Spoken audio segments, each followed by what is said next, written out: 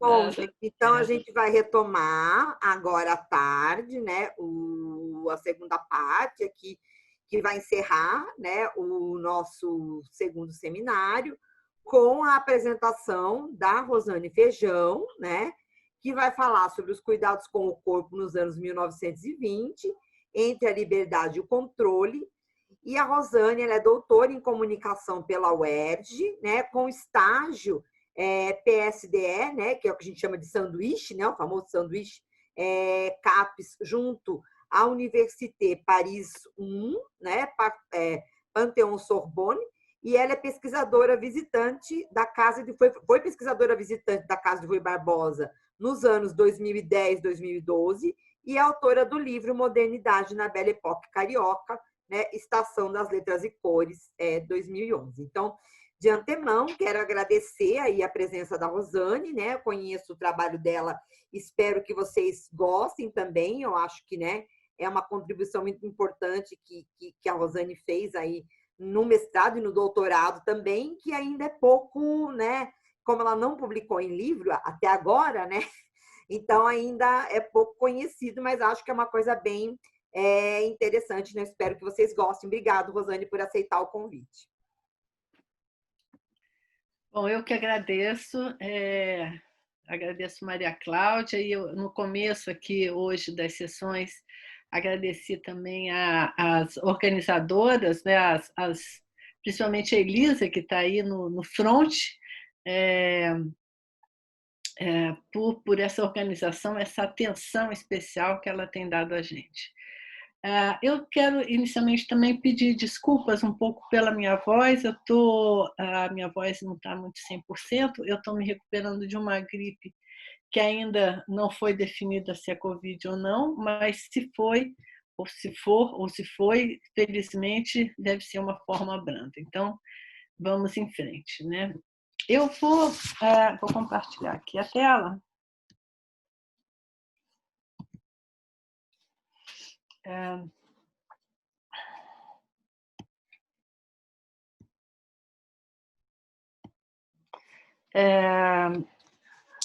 é, eu vou apresentar aqui uma parte da minha tese, da qual a Maria Cláudia falou.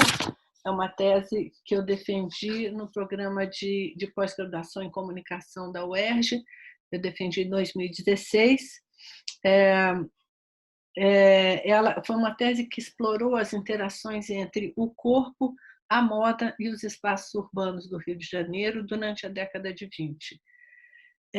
Nessa pesquisa, eu buscava entender como é que as transformações nessas instâncias elas se entrelaçavam. As transformações ocorridas, por exemplo, na moda e no corpo, como é que elas se tornaram parte do imaginário que começou a ser construído ali para a cidade do Rio de Janeiro. Eu sempre achei importante, né, nas minhas pesquisas, ressaltar a dimensão simbólica da moda. Estou tentando aqui só um minutinho. Não consigo. Bom, eu sempre achei importante ressaltar a dimensão simbólica da moda, porque, a meu ver, é a dimensão que faz com que a moda aconteça. É a dimensão mais importante da moda. E também é essa a minha visão sobre o corpo. Opa! Então, o corpo, eu vejo o corpo como uma construção cultural, desculpa. É um corpo que está sempre carregado de significados, carregado de marcas, de símbolos, né? É um corpo que serve como um estandarte de valores para que surgem, que emergem a partir das tensões sociais. É também um corpo que funciona como mídia, né, ou como veículo da moda. Afinal de contas, é o corpo que faz com que a moda circule, é ele com que faz com que a moda seja vista, seja interpretada, seja decodificada. né? Mas é importante dizer também que esse corpo não é um cabide, né? Obviamente. Ele, além de servir como suporte para a moda do vestuário, ele também cria demandas para essa própria moda, né? Um exemplo muito rápido, fácil de perceber isso, é justamente nesse período dos anos 20, quando as mulheres começam a fazer esporte ou frequentar as praias, todo um vestuário tem que ser criado para essas novas atividades, né?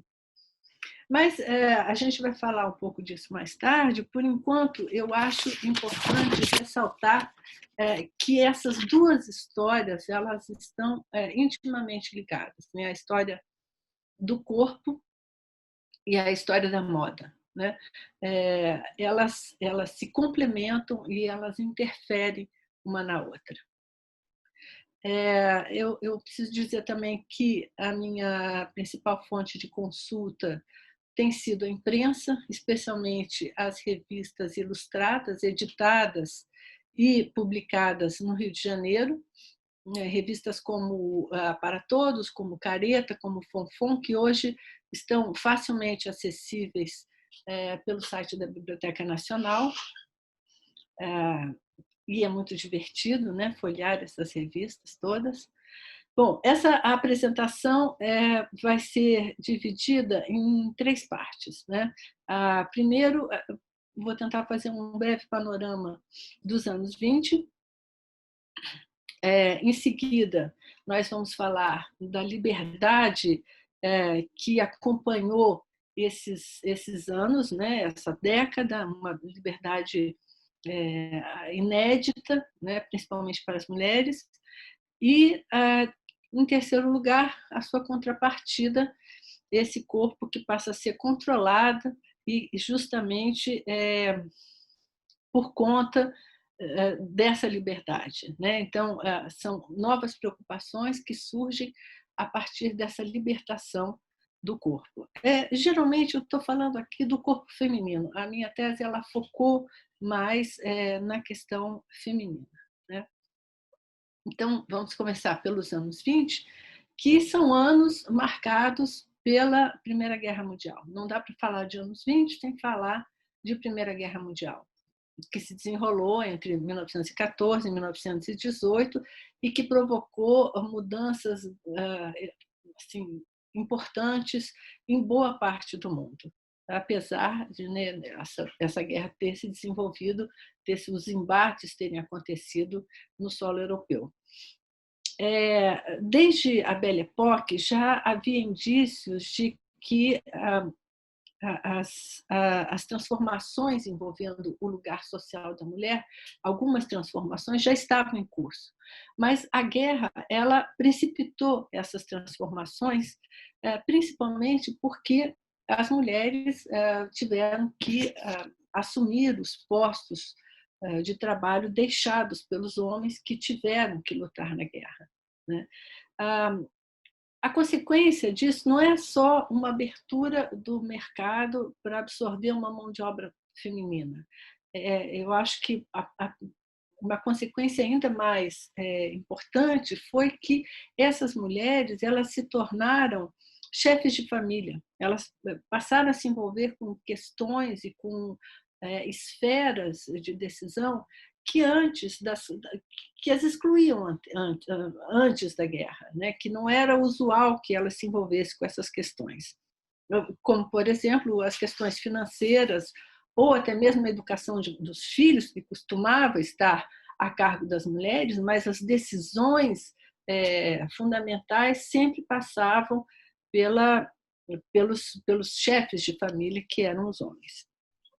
Bom, tudo isso, é claro, provocou rupturas em alguns valores morais bastante caros, né, a essas gerações. Valores que tinham a ver com o comportamento, com a aparência e com as qualidades entendidas como ideais para que uma mulher fosse julgada respeitável. E isso, né, essa mudança de valores está diretamente ligada a forma como o corpo poderia ser recoberto ou descoberto, né? Ou desnudado, se a gente pode usar um termo melhor. Os anos 20 também foram anos de muitas experimentações na arte, na moda e o que a gente está vendo aqui, principalmente nas questões do dia a dia, nas formas de se divertir e de estabelecer relações sociais. Havia uma espécie de urgência em aproveitar a vida, uma espécie de euforia que acabou tornando o período conhecido como Anos Loucos. Essa euforia, ela é meio, ela detona também uma espécie de efervescência cultural que estimulou, apesar de ela ser essa efervescência cultural, ela ser um pouco consequência dessa euforia, ela também volta para a sociedade como um estímulo, né? As manifestações culturais, elas estimulam os desejos de mudança. E quando eu falo de efervescência cultural, estou falando dos mais diferentes tipos de manifestações artísticas e culturais. Aí, nos anos 20, nós temos o surrealismo, que faz parte dos movimentos de vanguarda das artes plásticas, que por aqui teve ecos na semana de 22, mas essa efervescência cultural também se manifesta nesses novos ritmos que são o must da época, né? Então, a gente tem o machixe brasileiro, o tango argentino, os ritmos vindos da cultura negra norte-americana, tudo isso, apesar de alguns deles já estarem em voga há mais de uma década, eles ganham força nos anos 20, viram moda, principalmente na Europa, e propiciam a descoberta de movimentos corporais inéditos. E mais do que a descoberta de movimentos corporais novos, né, que a gente vê muito, eu gosto muito dessa ilustração do canto esquerdo, né, que esse movimento de pernas, né, que sugere um movimento de quadris que passam a ser aceitos em ambientes sociais, publicamente, né, que até então primava, né, as danças primavam por movimentos mais contidos.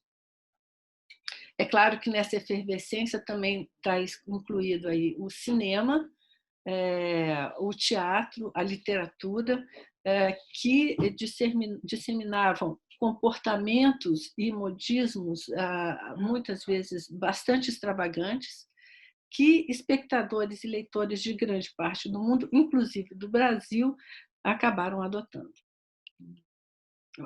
ao menos parcialmente, né? Aí a gente tem uma cena de filme americano, e do lado eu gosto muito dessa imagem, dessa fotografia de uma bailarina dessa companhia Rataplan, que andou aqui pelo Rio, né?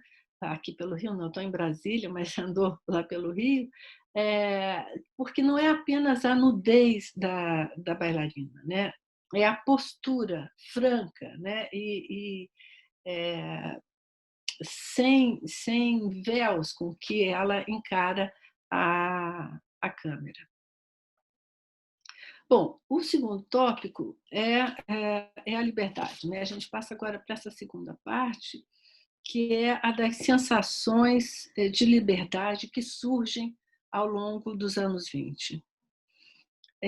Falar de liberdade dos anos 20 parece uma coisa assim um pouco batida, e né?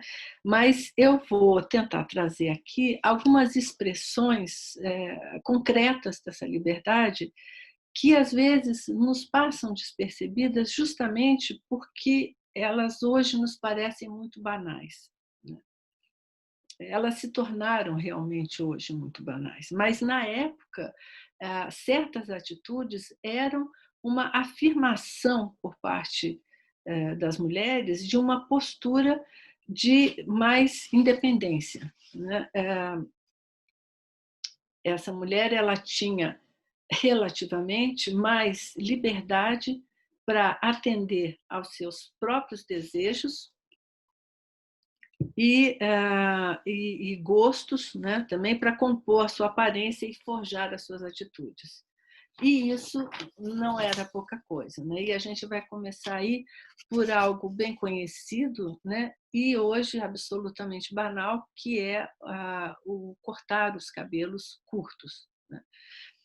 Em 1920, cada mulher que decidia tornar os seus cabelos curtos estava assinando justamente um manifesto pela igualdade de gêneros. Os cabelos curtos, o hábito de fumar, de usar calças compridas, de fazer esporte, de dirigir automóveis, como eu coloquei aqui algumas fotos nos slides anteriores, tudo isso inaugura, faz com que gestos sejam criados e, ao mesmo tempo que eles sugeriam e reivindicavam essa igualdade entre os gêneros, eles estabeleciam novas formas de feminilidade. Né? Porque, mesmo que se fale de androginia dos anos 20, naquele momento, as mulheres continuavam expressando a sua diferença em relação aos homens, só que de uma forma distinta do que era habitual durante o século XIX, né? Quando a fragilidade definia grande parte dos atributos femininos, né? A Maureen falou um pouco dessa fragilidade. Então, o que eu estou dizendo é que as mulheres dos anos 20 inventaram novas formas próprias para o feminino, né? A partir dessas novas atividades. Então, por exemplo, se o cigarro era algo exclusivo dos homens até então, e na Belle Époque as mulheres jamais poderiam fumar em público, né? Nos anos 20, esse cigarro ele vai ser incorporado ao gestual feminino, vai passar a ser um hábito elegante, né? E, inclusive, vai dar margem a que sejam criados novos artefatos, novos como, por exemplo, esse anel que segura o cigarro, né, passam a formar novos acessórios especialmente para o público feminino. Aqui à direita nós temos esse anel que segura o cigarro, né, porta-cigarro, que eu acho que não emplacou, na verdade, não emplacou muito, não. Bom, essa ideia de que os gestos que são inventados e adotados em função das novas situações, dos ambientes criados, agora, como a gente está falando aqui dos anos 20, isso me lembra sempre, né, um texto de um antropólogo francês, Marcel Mauss, que foi publicado em 1935, um texto chamado Técnicas do Corpo, que eu acredito que muitos de vocês já leram, né? E que me parece fundamental para quem estuda questões relacionadas ao corpo. Eu separei um trecho onde Marcel Mauss define nesse texto o que seria técnicas do corpo. Então, seria uma série de atos montados no indivíduo, não simplesmente por ele próprio, mas por toda a sua educação, por toda a sociedade da qual ele faz parte, conforme o lugar que ele ocupa nessa sociedade. Né? E nesse mesmo texto, o Marcel Mauss ele dá um exemplo muito interessante de fundação de novas técnicas do corpo. Ele diz que ele teve uma revelação quando ele estava internado num hospital em Nova York. Ele é francês, ele estava num hospital por algum motivo, ele teve que ser hospitalizado em Nova York.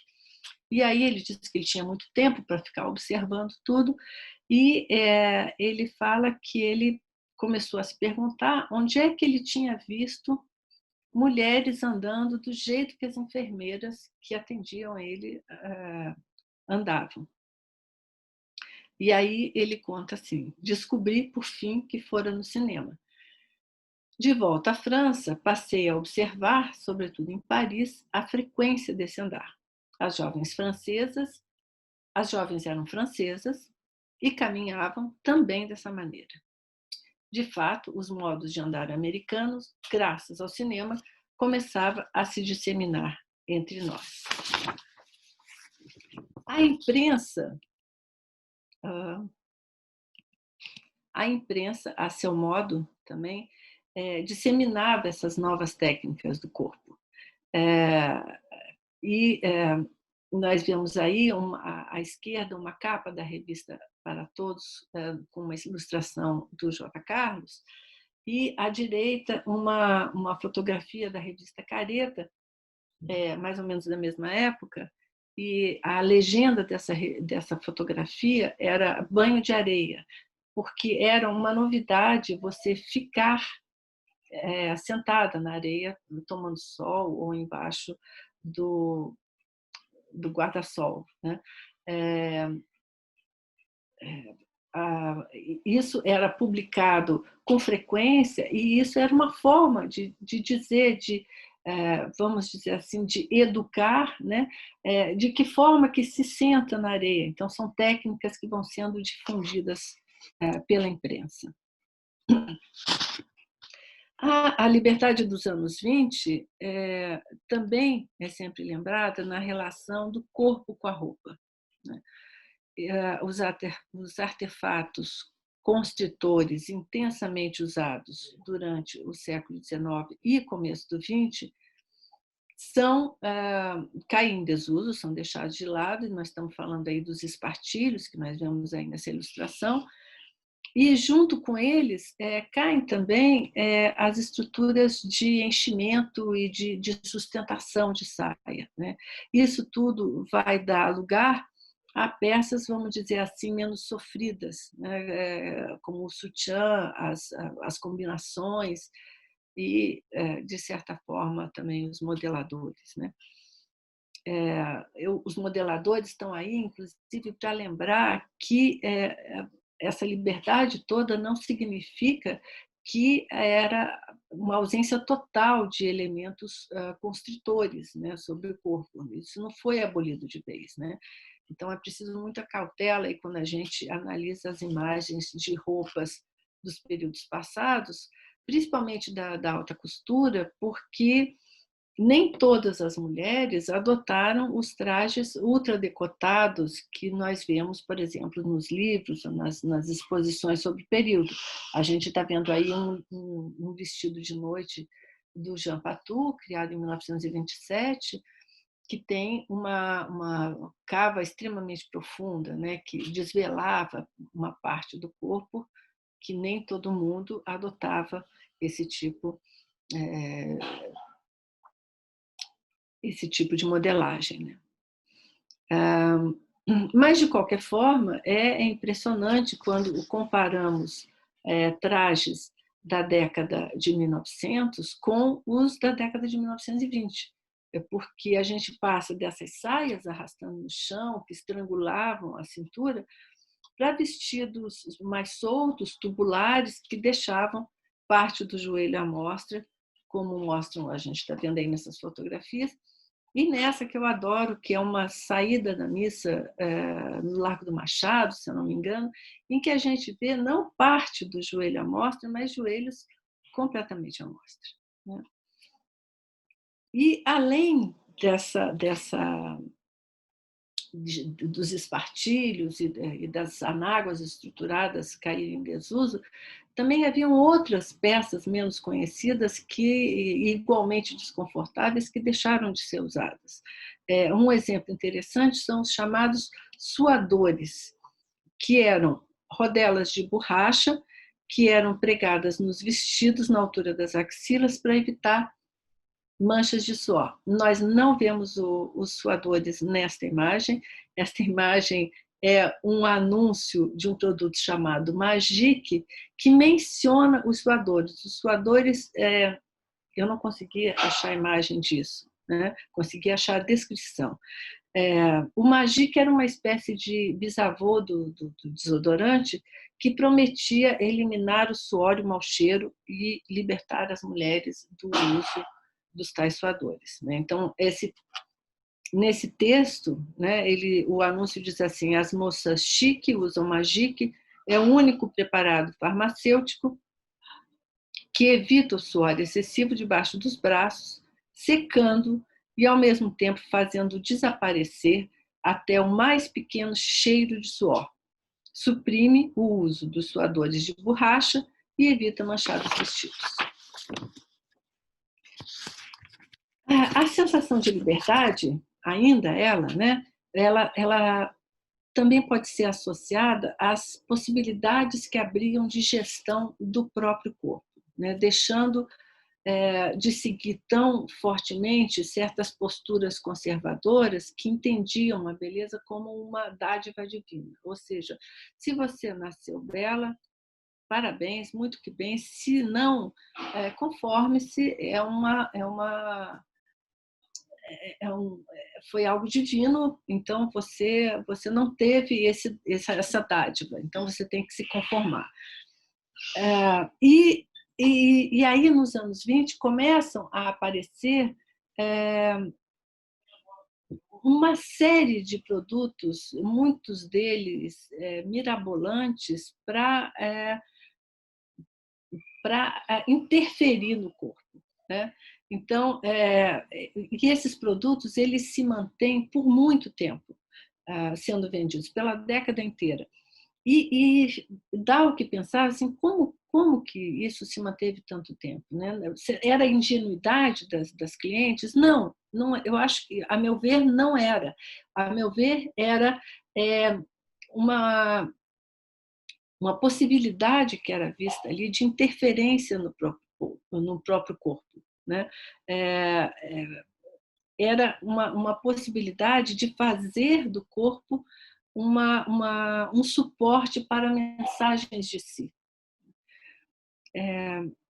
Então, a ideia, né, de que a beleza poderia ser uma conquista individual fazia surgir essa variedade enorme de produtos, né, para modelar as mais diferentes partes do corpo, para pílulas que poderiam fazer aumentar o busto, cremes para interferir na textura da pele, para modificar a pele, produtos cada vez mais específicos que eram frutos de uma certa ansiedade gerada pelo protagonismo que o corpo vai alcançando como capital simbólico, né, para usar uma expressão do Bourdieu.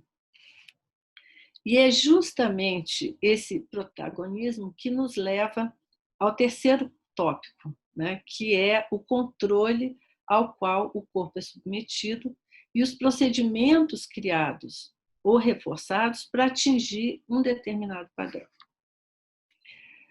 Bom, quando a gente está fazendo uma pesquisa, vocês todos devem saber disso, né? A gente lê uma porção de coisas, diferentes autores, textos, às vezes super cabeçudos, mas às vezes tem um texto que fica ali, trabalhando na sua cabeça. E sobre essa questão da responsabilidade sobre o próprio corpo, tem um texto que me marcou bastante, que foi esse de uma autora chamada Anne-Marie Son, que está no terceiro volume da História do Corpo, e tem como título O Corpo Sexuado. Essa autora ela fala de uma erosão progressiva do pudor a partir do século XX, né? Um corpo que começa a se desvelar sob o efeito combinado da moda e do turismo balneário. Um pedacinho, um trecho do texto, eu vou colocar aqui, que ela diz assim: o recuo do pudor está, ele mesmo, ligado à exigência de sedução imposta pelo casamento por amor. Homens e mulheres, com efeito, são reduzidos a isso, para encontrarem sozinhos um parceiro que outrora a família e as relações tiravam do ninho, a jogarem com seus trunfos pessoais e, entre eles, o primeiro de todos, o físico. Deixa eu ver aqui se eu estou com a... Eu não sei se está interferindo aí um barulho. Estão fazendo uma obra aqui embaixo do edifício e, vez por outra, eles jogam algumas coisas e fazem barulho. Bom,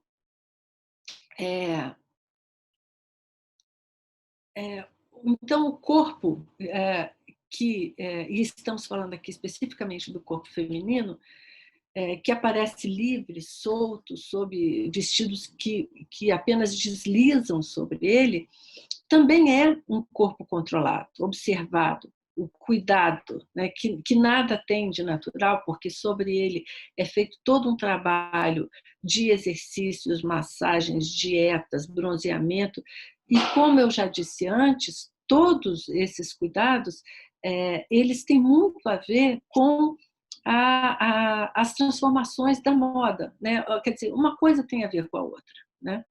As duas coisas interferem uma na outra. Mas o que a gente vai ver é que, por exemplo, a maior transformação que eu acho que acontece é justamente na lógica da definição da silhueta. Né? Como é que a silhueta era definida. Então, em poucos anos, a gente passa de uma roupa que molda o corpo, que constrói um corpo sobre o corpo existente, para um corpo que ele vai ser responsável por dar forma a essa roupa, né? O corpo que molda a roupa. Justamente por isso, né, a liberdade adquirida pelo desmantelamento das pesadas estruturas do século XIX implica também numa responsabilidade nova, uma responsabilidade pela manutenção do corpo dentro de certos padrões.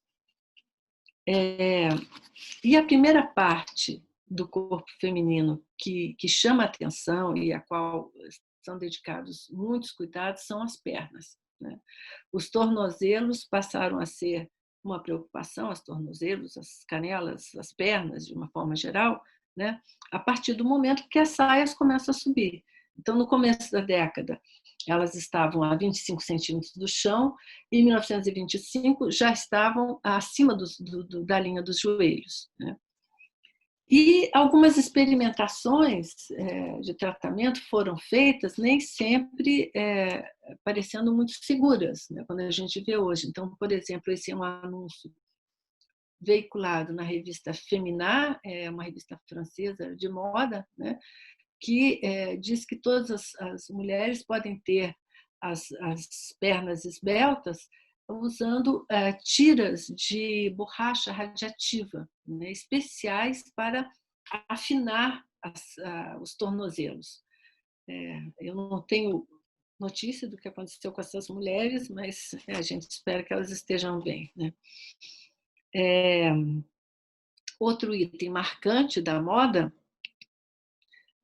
foi, e a gente viu aqui aquele modelo do Jean Patou, dessas cavas, né, dos vestidos sem manga, que expuseram com muito mais frequência braços e axilas. E aí isso ajudou a popularizar as técnicas de depilação que já existiam no começo do século XX, mas que no início do século XX, essas técnicas estavam restritas às penugens do rosto. Então, é durante os anos 20 que os pelos das pernas, das axilas e também da nuca, né, são considerados antiestéticos e que, por isso, precisam ser retirados. Nós temos aí um outro anúncio, não é de depilação, é de um creme para tratar essa pele da nuca, né, para você ver para a gente ver como é que essa pele da nuca ela recebia muitas atenções. Então, além de ser depilada, ela era tratada porque ela passa a aparecer bastante a partir da moda dos cabelos curtos.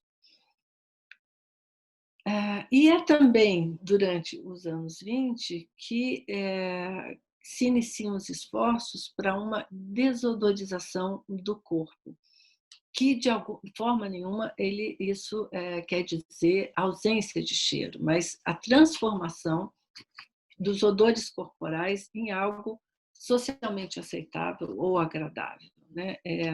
É muito interessante analisar esses textos de anúncios, porque eles parece que ainda tem uma certa falta de jeito para tratar do assunto. Então, eu trouxe aqui um anúncio do pó Fragol, né, que era um preparado contra, e ele dizia que fazia desaparecer instantaneamente, por completo, todo e qualquer suor fétido do corpo, pés, axilas, etc. Sendo que suor fétido está em negrito e fétido com letra maiúscula. Assim, é bastante enfático, né? Mas nem todos usavam uma linguagem assim tão direta. Por exemplo, na revista francesa Femina, né? Um produto para odores corporais, estabelecia pelo anúncio uma ligação clara entre os cuidados corporais e o prazer. Então, podemos ver pela expressão da personagem que ela está experimentando ali sensações agradáveis vinda dos cuidados que ela está dispensando ao seu corpo, algo que hoje também pode parecer banal, mas isso atravessou séculos de questionamento, de novas formas de pensar sobre si mesmo, né? Questionamentos que tiveram início, segundo o Georges Vigarelot, lá no Iluminismo, né? Então, Diderot teria sido o primeiro a falar da convergência entre as sensações físicas e o sentimento de identidade de um indivíduo. O corpo deixava, assim, de ser visto como um simples envelope, um instrumento, para se tornar um valor essencial, indissociável de uma maneira de existir. Então, nós estamos vendo que é muito difícil dissociar o que é liberdade, o que é opressão ou controle quando nós falamos de cuidados pessoais ou cuidados corporais, né? E isso parece ainda bastante intrincado também quando se passa a estudar esses dois fenômenos também ligados ao processo de moda dos anos 20, né? Que é a adesão feminina aos esportes e ao bronzeamento. Esses dois fenômenos, por si só, já dariam assim, assunto de sobra para uma tese bastante volumosa, mas eu toquei apenas nesse assunto durante a minha tese, e eu vou apresentar algumas ideias rápidas, né? A primeira delas é que esses dois fenômenos estão intimamente ligados. Só que a relação entre eles foi mudando, e eu ouso até dizer que ela se inverteu, né? Vamos lá, vamos explicar. Então, eu acho que para começar a falar sobre isso, é bom começar com esse texto do Christophe Granger, que diz assim, ele está falando aqui sobre como o bronzeamento foi acontecendo a partir da adesão ao esporte e das atividades ao ar livre. Então, ele diz, parte fundamental da aparência estival, a pele bronzeada não é simplesmente permitida, mas estimulada por um processo de moda que faz dos corpos de verão corpos palimpsestos. O bronzeamento exibe uma beleza que se define pelas marcas do sol, inevitáveis pela prática de atividades ao ar livre e o prazer de trocar de pele. No final da década de 20, essa inversão que eu estou falando entre causa e consequência já começa a se delinear, e o esporte e os exercícios começam a ser vistos como uma preparação para que o corpo possa encontrar formas socialmente valorizadas. Formas para que ele possa ser exposto com tranquilidade quando em trajes de banho, né, e na praia ou na piscina. E também a questão do bronzeamento é uma questão que é sempre preciso ter muito cuidado, porque a gente tem uma propensão de fazer sempre uma linha reta de progressão. E esse caminho do bronzeamento é um caminho cheio de idas e vindas, né? Até hoje, é possível dizer. Porque, ao mesmo tempo, mesmo nos anos 20, né? A gente está falando agora aqui sempre dos anos 20, né? Ao mesmo tempo que a cor bronzeada ela era valorizada porque ela denotava todo um trabalho que era dedicado ao corpo, né? Isso valorizava as mulheres que tinham uma pele levemente bronzeada, mas, ao mesmo tempo, a pele alva continuava a ser, principalmente a pele do rosto, continuava a ser um valor. A pele do rosto extremamente branca, né? Por isso que ainda continuavam a veicular anúncios de produtos que prometiam ou o branqueamento da pele, né? Nesse sabonete Orly, ele diz aí que embranquece e dá à pele a maciez do veludo, ou então também tratamentos para reparar os danos de uma exposição prolongada ao sol.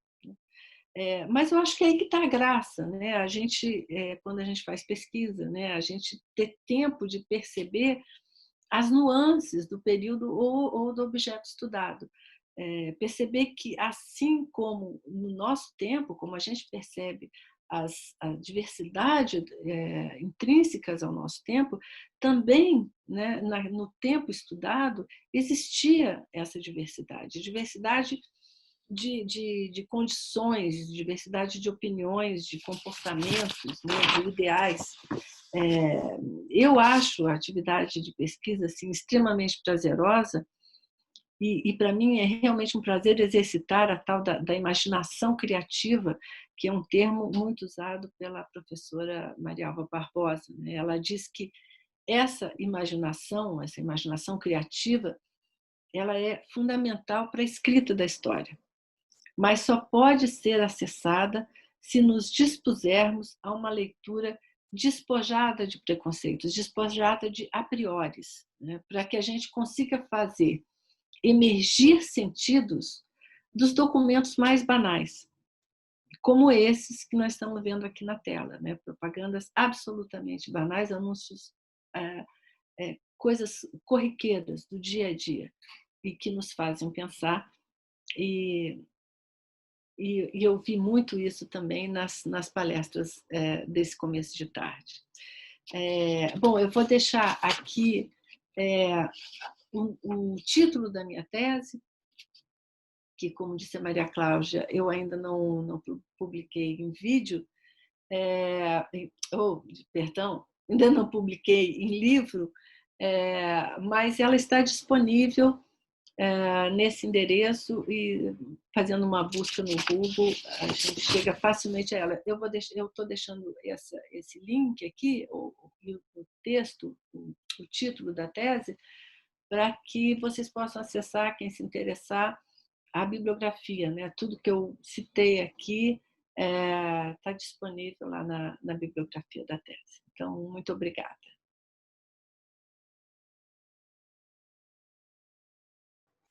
Obrigada, Rosane.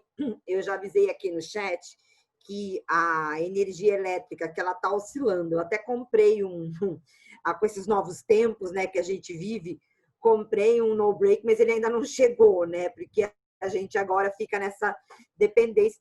Se eu cair, né? Enfim, não foi desprezo por nada, foi realmente condições assim climatológicas. Mas, Rosane, muito obrigada, né? Então, assim, eu falei, eu conhecia teu trabalho, mas é sempre um prazer ouvir de novo, porque a gente ouve de novo e pensa outras coisas, né? Então, para abrir o debate, né, eu vou começar assim comentando algumas coisas que eu fiquei pensando aqui, né? e vou começar até do finalzinho aqui da minha última anotação, né? Que esse bronzeado, né, que vem, eu não sei, aí queria ouvir você depois, né? Esse bronzeado que aparece como moda, ao mesmo tempo que ainda existe esse padrão da pele branca valorizada, né? Eu tenho a impressão, ouvindo você falar e conhecendo o teu trabalho e tudo, que esse bronzeado, ele está muito ligado também, talvez, né, a estações do ano, né, a esse momento do lazer, né, como se fosse uma cor do verão, por exemplo, uma cor, né, desejável naquele momento, porque era determinado grupo que podia usufruir de férias, ou que podia usufruir de tempo de lazer, né?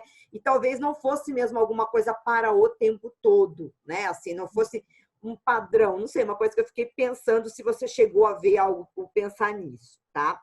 Outra coisa que eu pensei, na verdade é mais uma observação, né? É como essa ideia de clarear a pele, né? Ela ainda é muito presente. Eu que tenho várias manchas porque tive acne, né? Você vai no dermatologista e o que ele te indica é um clareador, né? Então é engraçado, não é um tira-manchas para a pele, é um clareador, né? Então, assim, acho que eu nunca fui na dermatologista, ela queria ficar mais branca, né? Mas quando você vai comprar o produto que te indicam, é um clareador, né? Então, eu fico pensando nisso, com esse padrão persiste, essa ideia de clarear a pele ainda é presente, né? Porque você vai lá na farmácia e vai ver naquelas prateleiras, né? De produtos cosméticos que são clareadores para o rosto, para a pele, né? Então, é uma coisa aí aparentemente de longa duração. Outra coisa que eu queria te perguntar, né? Que você fala, né, que esse corpo agora ele é moldado, né, por si só, pelo esporte, etc. e tal.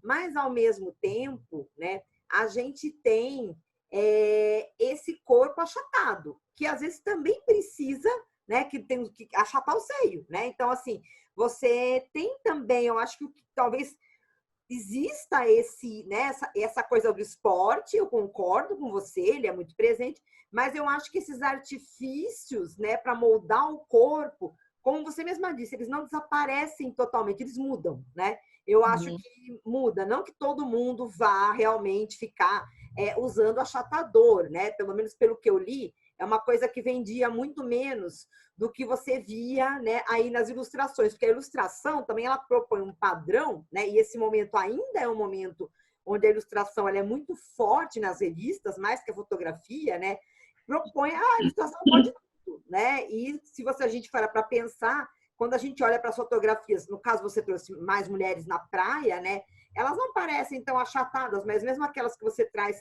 ali no Largo do Machado, né, elas não correspondem exatamente a essa imagem da ilustração, né? Então, uma coisa que eu fiquei também pensando, né?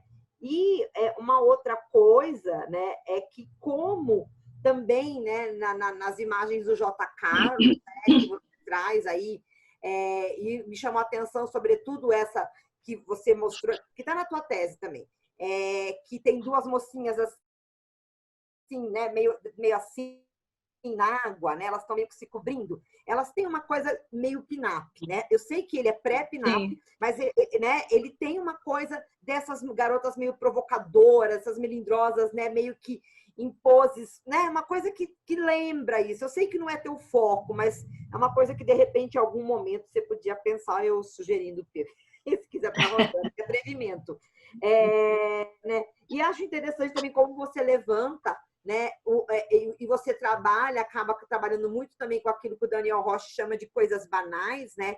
De como em torno desse novo corpo, né? Dessa nova maneira de se apresentar, surge um mercado de muitas coisas, né? Como você própria falou né? Ali daquela cigarreira que talvez não tenha vendido também muito, mas surge uma série de produtos, né? Então a Gillette, que já existia, mas é impulsionada, aí essa coisa para, né, algum produto para poder manejar o cigarro, que classifique aquilo como um jeito de fumar feminino, né, para diferenciar, porque eu acho que os anos 20, muitas vezes as pessoas olham com essa coisa, existiu uma androginia, né? Eu acho que para muito pouca gente, eu acho que existe um pensamento daquele período que tinha esse receio, mas quando a gente olha para o mercado, né, fica evidente que existe toda uma preocupação de diferenciar tudo muito claramente. Então, a mulher está fumando, mas ela vai fumar de um outro jeito, talvez até com marcas de cigarro específicas, né? Porque, pelo menos, né, assim, eu convivi com minha mãe, minha madrasta, que fumaram. Minha madrasta fumou até falecer, minha mãe, graças a Deus, é viva, parou de fumar. Mas existia cigarro, né? Assim, mas esse é um cigarro mais feminino, esse tipo de coisa. Então, interessante como você mapeia no teu trabalho todas essas coisas que vão surgindo, os cremes, né? Enfim, tudo que está nesse pacote, né? E como isso é muito importante, né? Isso dialoga com essa moda que vai mostrar mais o corpo, etc, né? Então, eu só queria fazer esses comentários. Agora eu vou ver aqui as perguntas aqui no chat. Vamos lá. Subiu aqui, ó. A Daniela Novelli está falando parabéns, pesquisa de muita qualidade. Fiquei lembrando das mulheres artistas ou esposas de artistas do período, como Isadora Duncan, Emily Floch, Denise Poiré, Sônia Delaunay. Você viu alguma relação ou influência de mulheres como essas e propostas de moda mais ousadas na época? Aí, outra pergunta da Mariana Lemos Schwartz. Ei, Rosane, parabéns pela pesquisa, muito obrigada por compartilhar com a gente. Só um relato curioso, minha bisavó veio jovem da Iugoslávia para o Brasil, e aqui ela cortou o cabelo. Quando a família resolveu voltar para a Iugoslávia, a Anitta, minha bisavó, teve que ficar aqui no Brasil, porque seus pais acreditaram que ela não seria bem aceita lá com o cabelo curto. Aí a Beth está te dando parabéns, a Isadora Lima também está dando parabéns. A Helena Candiota pergunta, na sua opinião, Rosane, as mulheres de hoje são menos controladas pelos seus corpos comparadas com os anos 20? Tá? Aí a Beth também fez uma pergunta aqui. Fiquei pensando nessa questão do bronzeado como uma demonstração da ociosidade e, ao mesmo tempo, a valorização da brancura como uma versatilidade da indústria cosmética que incentivava as duas coisas ao mesmo tempo. Haja, né? A gente tem que correr atrás de coisas tão diversas, né? Aí aqui a Helena falou, cultura do branqueamento, Elizabeth Murilo, belo trabalho, o Roberto está falando e faz uma pergunta. Até que ponto é proposto como sendo liberdade corporal, o que é proposto como sendo liberdade corporal não é uma outra forma de controle por meio da indústria da moda? Você pensou na sua pesquisa algo relacionado com a ideia de biopoder preconizado pelo Michel Foucault? Obrigada. A Maria Tereza Laudares fala, boa tarde, o corpo continua sendo moldado, mas agora se adequa à nova silhueta. A Lívia Coraza está dando parabéns, diz que pensou muito na Gabrielle Chanel. A Maria do Carmo Rainho falou, ótima colocação. Maria Cláudia, obrigada. Quem tinha acesso a essa liberdade dos anos 20, né? Então, ela está perguntando aqui, a ótima colocação, acho que é da Rosane, né? Não é minha, eu achando aqui. Quem tinha acesso a essa liberdade dos anos 20, parabéns, Rosane, suscitou muitas questões. E o Fabiano Eloy, que diz parabéns, que linda pesquisa. Muitos parabéns, que ótimo, né? Então, agora, que bom, minha energia não caiu. Bom, então vamos começar com os seus questionamentos, sempre muito pertinentes, né? Essa história do bronzeado ser ligado às estações do ano, eu vi muito claramente. Aqui no Brasil a coisa se dilui mais, porque eu estudei Rio de Janeiro, né? Então o Rio tem essa coisa do calor quase que o ano todo, né? Mas eu pesquisei uma revista francesa, que é essa revista Femina, que isso aparecia muito claramente, né? Então você pegava as revistas pós-verão, ou seja, as revistas do outono, e todas apareciam com tratamentos para renovar a brancura da pele, né? Então, você que abusou do sol durante o verão, tarará, então a pele tinha que voltar a ser branca durante o verão. No verão, justamente, você aparece. Deixa eu só fazer um parênteses, que a última pergunta pergunta quem são essas mulheres, né? o meu estudo é sobre moda, né? Então, o foco principal dele, né? Eu me considero uma pesquisadora de história da moda. E quando a gente estuda os processos de moda, a gente fica mais focado nas camadas sociais que estão envolvidas com esses processos. Então, é inevitável que eu esteja falando aqui de pessoas com melhores condições financeiras que tinham, inclusive, a possibilidade de tirar férias ou de dedicar essas atenções todas ao corpo, é óbvio, né? E, inclusive, de comprar esse tipo de revista, como a Feminar, que chegava ao Brasil e que era consumida aqui no Brasil. E eu fiquei pensando nisso também, eu não vou fazer muita digressão, não, mas na Pop também, né? A Pop não era uma revista assim muito acessível. Eu me lembro que eu comecei a ler Pop porque uma amiga minha comprava, né? Aí depois, vez por outra, eu conseguia comprar. Bom, mas enfim, eu estava falando dessa sazonalidade da cor da pele, e eu acho aquele texto, aquele pedacinho do Christophe Granger, ele vai muito nesse sentido, né, que ele fala do prazer de trocar de pele, que estava envolvido nessa coisa do verão, dos corpos de verão, né? A clarear, justamente, eu acho que ficou como você falou, né, você vai comprar clareadores para melhorar a pele, né? Para melhorar a textura da pele, inclusive usa-se clareadores, né? Porque desgastam a pele. Nunca pensei sobre isso, mas realmente talvez seja uma coisa meio que herdada desses clareadores lá do começo do século, né? Sobre o corpo achatado dos anos 20, então, eu fiz eu falei rapidamente, né, que você também falou, né, que esse corpo liberto, né, que parece muito liberto, ele realmente ele não está livre de modeladores, de sustentadores de seio ou de achatadores, como você falou. Agora, uma coisa muito curiosa, numa daquelas imagens que eu mostrei, um dos produtos vendidos era pílulas para aumentar os seios, ou seja, existia uma silhueta meio que idealizada pela moda de uma muito sem, né, muito tábua, vamos dizer assim, né, e que os achatadores com certeza eram vendidos, mas existia inclusive esse corpo dessa garota quase pin-up do J. Carlos, que é um corpo mais curvilíneo, né, que é um corpo que não é tão tubular assim. A moda era tubular. Mas uma coisa muito interessante da moda tubular, que eu não falei na apresentação, é que essa liberdade do corpo que a moda tubular ela dá uma espécie de liberdade para o corpo, porque ela nessa modelagem existem vazios entre a roupa e o corpo. Então, o corpo, ele, vamos dizer assim, ele dança dentro da roupa. Existe espaço para o corpo se mexer, mesmo dentro da roupa, né? Para ele se movimentar mesmo dentro da roupa.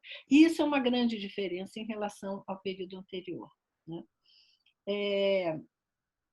A coisa das coisas banais, né, que você falou, de artefatos que são criados especialmente para os hábitos femininos que se iniciam. Então, por exemplo, o caso do cigarro é muito interessante, tenho muita vontade de fazer um trabalho sobre cigarro, porque as imagens, inclusive, dos anúncios de cigarro, elas vão mudando ao longo da década. Primeiro aparece só o maço de cigarro, depois aparece uma mão com cigarro, aí depois vai começando a aparecer as pessoas fumando, as mulheres fumando.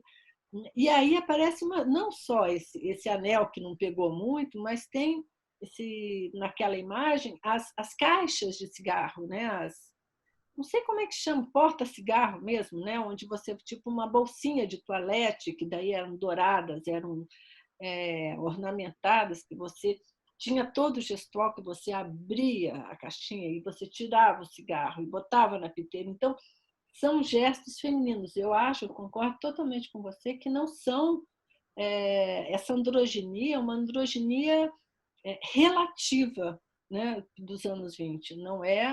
Não significa igualdade total de aparência para homens e mulheres. Eu esqueci quem foi, que eu acho que foi a Daniela que me perguntou sobre as personalidades. Eu não costumo, nos meus estudos, focar em personagens específicos, né? Assim, tem sempre tanta coisa para ver que, assim, às vezes um personagem pontua. Então, por exemplo, naquela imagem do automóvel que aparece, é uma atriz de cinema super conhecida, que agora eu não vou lembrar o nome, mas eventualmente tem a Lulu de Montparnasse, tem ícones da época, né, que vão meio que catalisar todas essas transformações, né? Que foi algumas imagens eu mostrei, mas eu não estudei especificamente essas personalidades femininas dos anos 20. Se comparado com hoje, eu não sei nem eu acho tão complicado isso de comparar com hoje, porque eu acho que isso se exacerbou hoje, né? Então, a exposição do corpo é maior, o corpo é mais ainda visto como capital simbólico, né? Se você tem que existem pressões enormes, né, para você se encaixar dentro de determinados padrões, apesar de haver eu acho que hoje um certo movimento de flexibilização desses padrões. Mas eu acho muito complicado essa comparação. Coloquei aqui Beth, indústria cosmética. A Beth coloca aquele paradoxo terrível, né, de se o bronzeamento, por um lado, é valorizado. Deixa eu até acessar aqui, que eu esqueci um pouco a pergunta dela, né?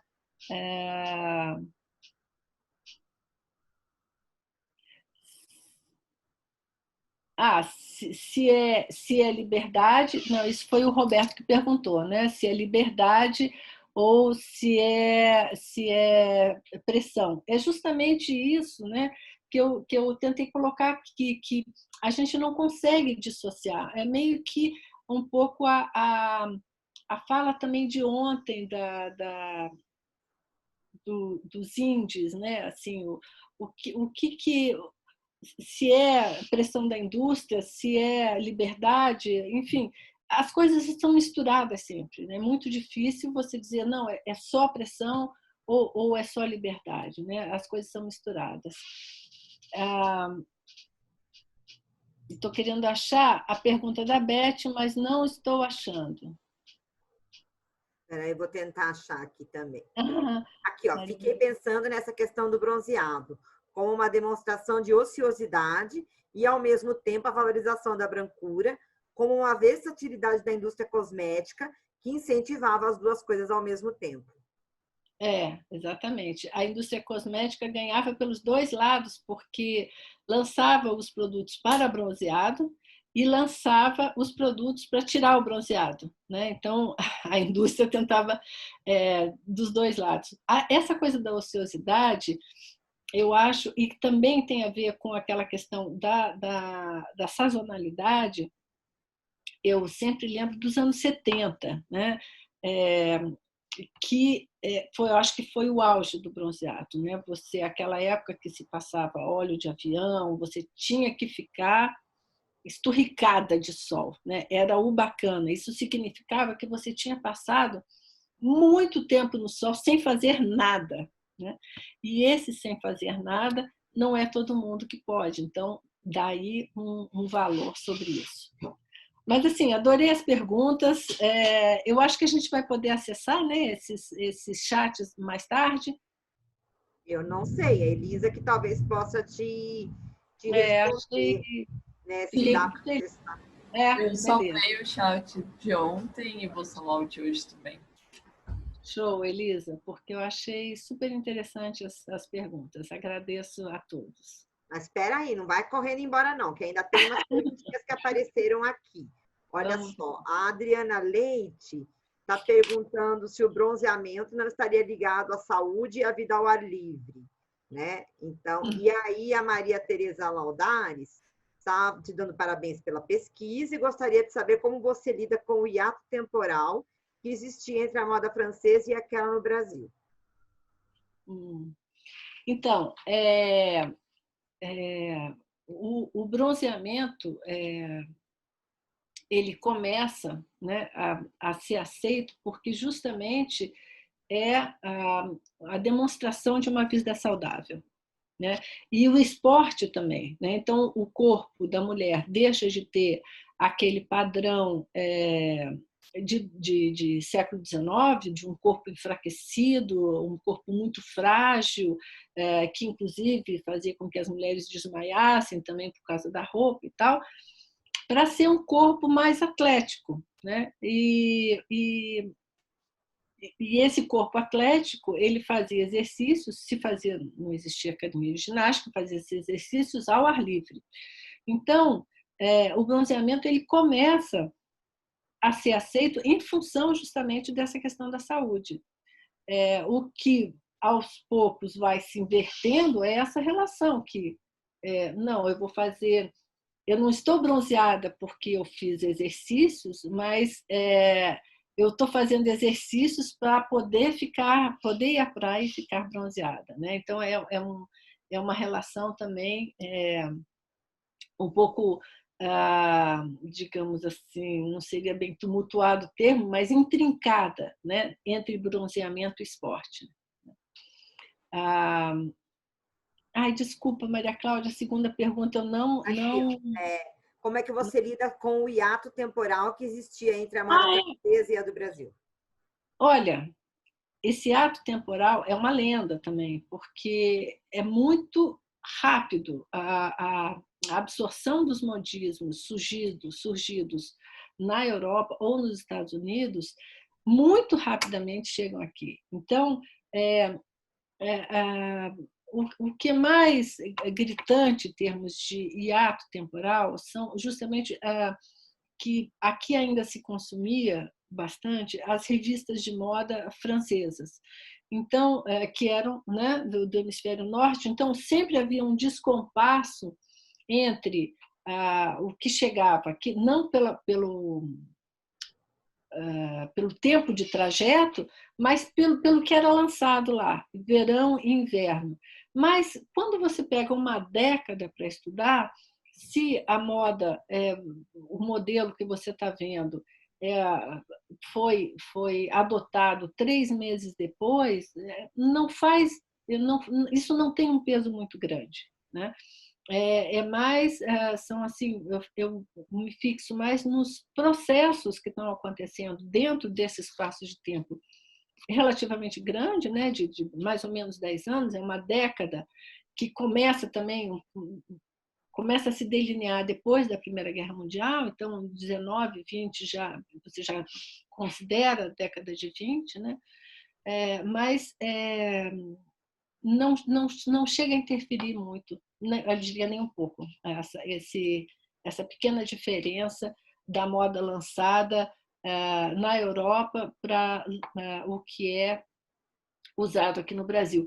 E então, já que a gente está com um pouquinho mais de tempo para falar, tem uma coisa interessante que, inclusive, eu toco rapidamente sobre isso na tese, é que mesmo com as revistas de moda europeias chegando aqui no final da década, já entrando a década de 30, e o comprimento das saias começando a descer, né, que elas voltam a ficar mais ou menos no meio da perna, né, da canela, vamos dizer assim, aqui, ou pelo menos no Rio, né, que foi onde eu estudei as revistas cariocas, isso demora muito para acontecer.